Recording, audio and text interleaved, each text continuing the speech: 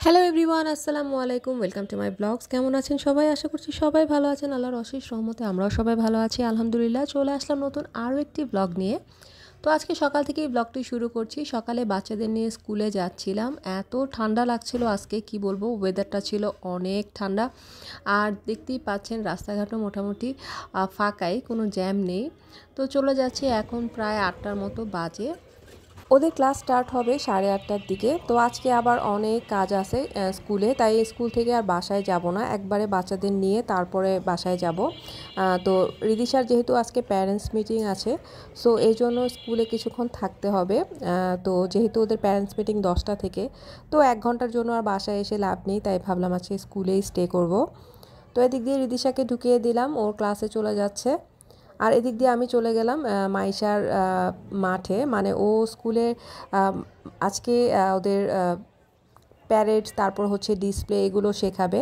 Class 8, 9, 10 ওদের ক্লাসের যে বাচ্চারা আছে ওদেরকে, যেহেতু ফেব্রুয়ারি মাসে একটা প্রোগ্রাম হয়, স্কুলের প্রোগ্রাম, সাংস্কৃতিক প্রোগ্রাম, তো বিভিন্ন ধরনের সাংস্কৃতিক কার্যকলাপ থাকে, তো এই জন্যই ওদেরকে এগুলো প্র্যাকটিস করানো হয়।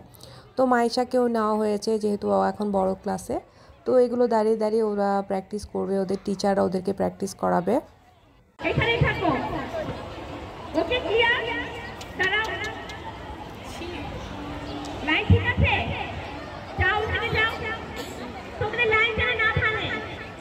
5টা লাইন হবে। সামনে 12 জন, তারপরে 12, তারপরে দাঁড়াও। তুমি কি বোঝো নাই বাংলা কথা? ঠিক আছে, ক্লিয়ার?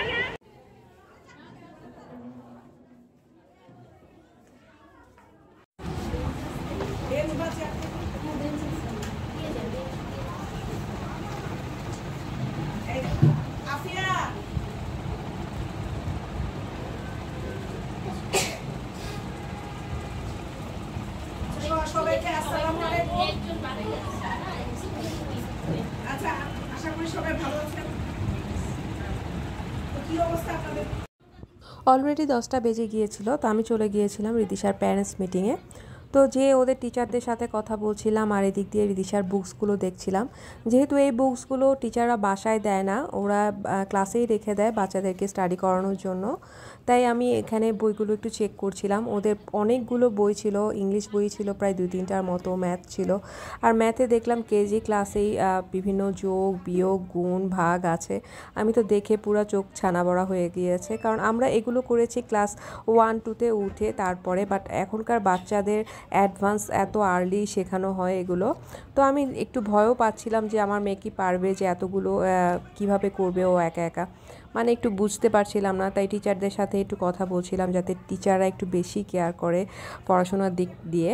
আর আমরা তো প্যারেন্টসরা আছেই, বাচ্চাদেরকে বাসায় পড়াবো। তো বইগুলো চেক করছিলাম আর অনেকক্ষণ কথা বললাম টিচারদের সাথে। আবার দেখলাম ওদের মেক সেন্টেন্সও আছে বাংলার মধ্যে, আবার হচ্ছে ইংলিশ মেক সেন্টেন্স, তারপরে ওয়ার্ড বিল্ডিং, ওয়ার্ড মেকিং, তারপর হচ্ছে ওদের প্যারাগ্রাফ, প্যাসেজ সবই নাকি থাকবে। শোনার পর তো আমার পুরো মাথা খারাপ অবস্থা, যে কিভাবে পারবে এই ছোটো ছোটো বাচ্চারা এতগুলো পড়া পড়তে। তো এদিক দিয়ে রিদিশার প্যারেন্টস মিটিং শেষ হলো, তো ওকে নিয়ে যাচ্ছিলাম ওর বড় বোনের প্রোগ্রামটা একটু দেখার জন্য, কিভাবে প্র্যাকটিস করছে মাঠে। তো রিদিশাকে নিয়ে যাচ্ছিলাম। রিদিশা অনেক এক্সাইটেড ছিল ওর বোনের এগুলো দেখার জন্য, ও বাসায় যেতে চাচ্ছিল না। তো আমি বললাম যে না, কিছুক্ষণ থেকে তারপর আমরা বাসায় চলে যাব, কারণ বাসায় আরও অনেক কাজ আছে, বাসায় খালা আসবে, রান্নাবান্না করতে হবে। তো মাইশার একদম ছুটি হতে হতে 1-1:30টা বেজে যাবে, তো ওর বাবাকে পাঠাবো মাইশাকে নেওয়ার জন্য। আমি রিদিশাকে নিয়ে বাসায় চলে যাব, এখন প্রায় 11টার মতো বেজে গিয়েছে। মাইশার ক্লাস টিচার, তারপর আরও বিভিন্ন ক্লাসের ক্লাস টিচাররা ছিল, ওদেরকে ডিসপ্লে শেখাচ্ছিল কিভাবে করবে ওরা মাঠে। জাগরণী মাঠে মেবি প্রোগ্রামটা হবে ফেব্রুয়ারি মাসে, তো এখন থেকেই প্র্যাকটিস করানো স্টার্ট করে দিয়েছে। তো এই তো কিছুক্ষণ দাঁড়িয়ে থেকে এগুলো দেখলাম, দেখার পরে রিদিশাকে নিয়ে বাসায় চলে যাচ্ছি। আসলে এত টায়ার্ড লাগছিল, যেহেতু সকালবেলা এসছি, এতক্ষণ বাইরে ছিলাম, মানে খুবই টায়ার্ড লাগছিল। আজকে বাইরেই নাস্তা করেছি। তো তো মানে খারাপ লাগছিল আর কি। তো যাই হোক, রিদিশাকে নিয়ে বাসায় চলে যাব। বাসায় যেয়ে রিদিশাকে একটু ফ্রেশ করিয়ে একটু হালকা পাতলা কিছু খাইয়ে তারপর ঘুম পাড়িয়ে দিয়েছি। তো এদিক দিয়ে খালা চলে এসেছিলো, খালা আসার পর আমি একটু রান্নাবান্না বসিয়ে দিয়েছি। আর ঝটপট আজকে একটু পুঁটি মাছ ভুনা করব, এগুলো ভেজে নিচ্ছিলাম। আর ডাল রান্না করব, ডাল তো মাস্ট, আমি রেগুলার রান্না করে থাকি। তো এদিক দিয়ে ডিমটাও সেদ্ধ করে নিয়েছি, ডিমটা ভুনা করব টমেটো দিয়ে। এই তো, আর দেখি অন্য কিছু রান্না করব, খালাকে কাটতে দিয়েছি সব কিছু। আর আমার দেখা যায় সবগুলো রান্না করতেই একটু টায়ার্ড লাগছিল, আজকে মাথাটাও ব্যথা করছিল, যেহেতু সকাল থেকেই বাইরে ছিলাম, একটু রেস্ট নেওয়া হয়নি। তো আমি চিন্তা করছিলাম যে কতক্ষণে আমার রান্না শেষ হবে, রান্না শেষ হওয়ার পর একটু রেস্ট নিতে পারবো, কারণ রেস্ট না নেওয়া পর্যন্ত আমি একটুও শান্তি পাচ্ছিলাম না। তো এদিক দিয়ে আমার পুঁটি মাছ ভুনা হয়ে গিয়েছে। ভুনা বলতে একটু চচ্চড়ির মতো করেছি। এই শুকনা শুকনা ভুনাটা আমার ফ্যামিলি মানুষজন অনেক পছন্দ করে, বিশেষ করে মাইশা আর ওর বাবা। আর এদিক দিয়ে একটু ভেজিটেবলও করে নিয়েছি, ফুলকপি, সিম, আলু, গাজর দিয়ে সবজি ভাজি। এই ভাজিটা আমার অনেক পছন্দ, রুটি পরোটার সাথে।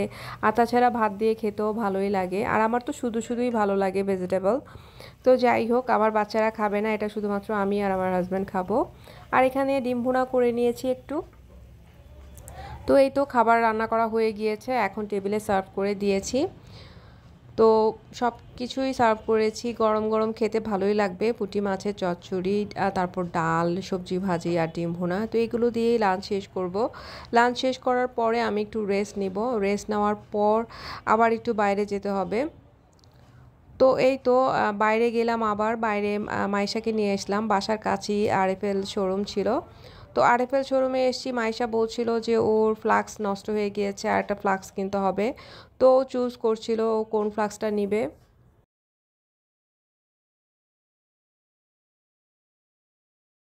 আমাদের এখানে যে আরএফএলের শোরুমটা আছে, এখানের প্রত্যেকটা প্রোডাক্টই আমার কাছে অনেক ভালো লাগে। আর যেহেতু বাসার কাছেই, তো একটা হচ্ছে নিচতলার দোতলা মিলিয়ে, দুইটা ফ্লোর মিলিয়ে এই শোরুমটা।